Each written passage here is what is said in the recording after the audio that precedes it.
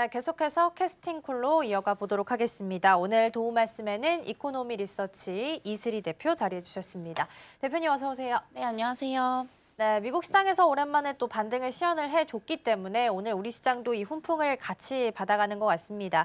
지수상으로 놓고 봤을 때도 양시장 지금은 조금 줄였네요. 코스피는 1% 넘게 상승하고 있고요. 코스닥은 0.93%입니다. 일단 양시장에서 현물은 빼고 있고 선물은 플러스권 찍혀 있는 상황이긴 한데 전반적으로 일단 개장 분위기는 어떻게 해석을 좀 하면 좋을까요? 네, 역시나 이제 어제 미증시의 영향을 받아서 우리 시장도 굉장히 지금 순조롭게 출발한 상황이고요. 물론 이제 우리 증시 같은 경우에 이제 미국이 전전날에 이제 마이너스 2% 넘게 하락을 했을 때 어제 굉장히 좀 보합권에서 잘 버텨줬었거든요. 어느 정도 이제 좀 선제적으로 반영이 됐기 때문에 오늘은 조금 상승 탄력이 둔화될 수도 있다라는 점에서 오후장까지는 좀 지켜봐야겠습니다만 결국에 지금 매크로 환경이 나아짐으로 인해서 미증시도 반등이 좀 크게 나왔기 때문에 오늘 우리 증시도 상대적으로 좀 양호할 가능성이 상당히 높다라고 보고 있고요. 다만 한 가지 아쉬운 게 있다라고 한다면 여전히 이제 외국인들의 수급이 이렇게 좀 시원하게 좀 들어오지 못하고 있는 모습이죠. 그래서 코스피 같은 경우에 현재 외인들이 677억 원대 매도 상황이고요. 코스닥도 현재 458억 원대 매도 상황인데 지금 기관들이 이제 코스피 쪽에 한 1,000억 원 넘게 매수를 하고 있는 상황입니다. 결국에 이제 이 외국인들의 수급이 이제 직접적으로 좀 들어오지 않는다라고 한다면 저는 조금 상승폭에 좀 제한이 좀 걸릴 가능성이 높다라고 일단 보고 있습니다. 결국에는 환율이 중요하다라고 보고 있고요. 물론 이제 우리가 예시당초에 이제 예상했던 1,500원 선은 이제 넘어가지 않고 그래도 1,400 초반대로는 내려왔습니다만 여전히 이제 작년 9월 수준과 비교하더라도 굉장히 높은 상황이거든요. 그래서 한 1,300원대 정도가 평균적이라고 좀 보시면 되는데 여전히 이제 1,427원대에서 굉장히 높은 환율이 좀 유지가 되고 있다라는 점에서 아무래도 이제 외국인들이 이런 부분들에 있어서 좀 들어오기가 상당히 좀 부담스럽지 않나라고 좀 보고 있는 상황입니다. 뭐 이렇다 보니까 뭐 우리 이제 시장을 보게 되면은 이제 4개월 동안 올해가 시작되고 나서부터 외국인들이 거의 20조 원 가까이 지금 매도가 나오고 있는 상황이거든요. 결국에 우리 시장이 좀 탄력적으로 추세적으로 상승이 나오려면 결국에 외국인들이 좀 크게 한번 좀 들어와줘야 된다라고 보고 있어서 오늘은 이제 미증시 영향에 따른 어떤 단기적인 상승세라고 좀 보시면 될 것 같고요. 그럼에도 좀 긍정적으로 볼 수 있는 이유가 그동안 우리 시장을 좀 짓눌렀던 부분들이 이제 관세라는 키워드였었잖아요. 근데 이게 지금 트럼프 쪽에서 미국과 앞으로 이제 협상을 할 것이다. 앞으로 이제 협상을 직접적으로 하게 되면은 145%가 아니라 그 이하로 많이 낮출 것이다라고 이제 얘기가 나오면서 이런 이제 안도감들이 이제 시장의 어떤 전반적인 분위기로 좀 깔리는 이제 상황이라고 좀 보시면 될 것 같고요. 한시름 저도 놓았다라고는 좀 보고 있는 상황이지만 여전히 이제 품목에 대한 관세 부분이라든지 이런 부분들은 여전히 좀 불확실성으로 좀 작용을 할 수 있기 때문에 여전히 지금 관점에서는 조금 이런 중장기적 관점보다는 트레이딩 관점에서 접근을 하시는 게 좀 유효하다라는 말씀 드리겠고요. 사실 오늘 같은 시장은 조금 특징 섹터다라고 좀 보여지는 게 좀 뚜렷하지는 않은 것 같습니다. 당연히 이제 기술주들 중심으로 올랐기 때문에 오늘 이제 관련 반도체 기업들의 상승세가 좀 이어지고 있고요. 대체적으로 다 올라가고 있습니다. 뭐 전력 설비 쪽도 상당히 좀 흐름이 좋은 상황이고 또 여전히 바이오 쪽은 개별적인 이슈가 있으면은 최근 들어서 이제 펌핑이 굉장히 크게 나와주고 있기 때문에 이 바이오 쪽도 상당한 좀 상승세를 좀 보이고 있습니다. 특히 이제 관세 무풍지대라고 불렸던 이런 컨텐츠라든지 엔터 쪽은 조금 오늘 쉬어가는 모습이라고 좀 보시면 될 것 같고요.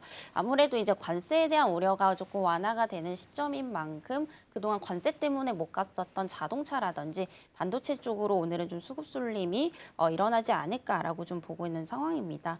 그리고 좀 2차 전지 쪽도 오늘 이제 올라가고 있는데요. 아무래도 어젯밤에 테슬라가 또 좋은 흐름을 보여줬었고 프리마켓에서도 5% 이상대의 상승이 나오면서 2차 전지주들도 상승이 좀 나오고 있지만 여전히 2차 전지 쪽은 조금 조심을 하시는 게 좀 좋을 것 같습니다.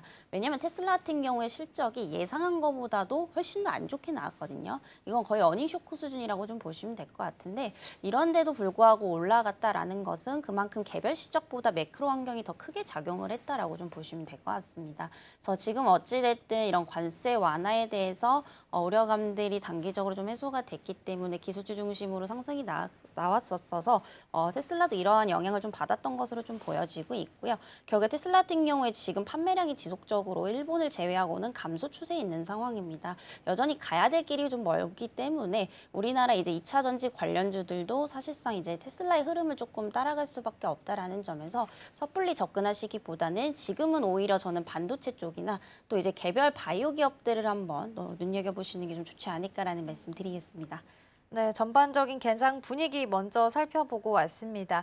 일단 오늘 환율 먼저 봤을 때는 달러원 환율이 1,427원 50전에서 현재 거래가 되고 있습니다. 여전히 1,430원 아래에서 움직이고 있긴 합니다만 환율이 내렸다 하지만 달러 약세 현상으로 같이 움직이는 현상이다 보니까 환율 효과도 일단 크게 나타나지는 않는 것 같고요. 오늘 현물 시장에서도 외국인 투자자는 모두 다 빼고 있는 상황입니다. 이왕 이제 테슬라 실적 이야기가 나왔으니까 조금 더 살펴보면 말씀해 주셨던 것처럼 어닝 미스가 났고요. 컨콜에서 나왔던 내용들이 더 중요할 텐데 일단 휴머노이드 로봇 5년 내 100만 대 납품하겠다라는 이야기가 있었고 올해 상반기에는 저가형 전기차 그리고 내년에는 로봇 택시를 출시하겠다라고 컨콜에서 일단 코멘트가 나왔습니다. 2차 전지가 오늘 테슬라랑 연관돼서 움직임을 보이고 있는 것 같긴 한데 사실 최근 들어서는 그 커플링 되는 현상이 좀 줄어들었었잖아요. 그렇다면 이제 컨콜에서 나왔던 코멘트 로봇 택시, 그리고 로봇이나 자율주행 관련주들을 지금부터라도 좀 미리 주목을 해보는 건 어떨까요? 저는 사실 이제 그 결국 AI의 종착지는 로봇이거든요. 그러니까 로봇 산업에 대한 성장성은 당연히 이제 필연적으로 이루어는 질 거지만은 그 안에서 우리나라 기업들이 또 얼마나 이제 실적으로 좀 보여줄 수 있는가가 상당한 좀 관건이지 않을까라고 보고 있고요.